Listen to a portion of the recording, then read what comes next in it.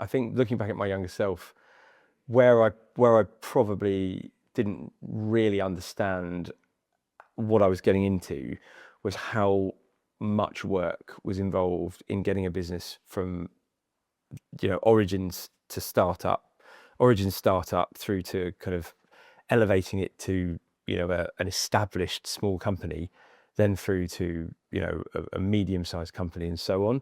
I think there are trigger points that anybody who's run their own companies will understand that normally associate with value, and it's very, very difficult to make those jumps.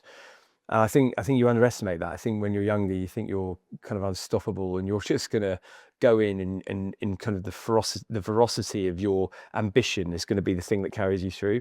It's so much more nuanced than that. You gotta work. It's like a relationship. You gotta find all the bits that aren't working, and they're always moving. Like, you resolve that problem, then that becomes a problem, and that has a knock-on effect over there, and that starts to function.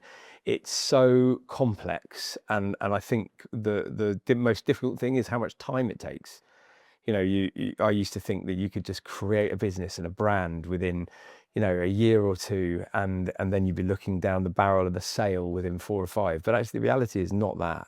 You gotta work on this thing all the time and nurture it and chip at it and acknowledge the good things and deal with the bad. It's just a wonderful but much longer game than probably I gave it credit for.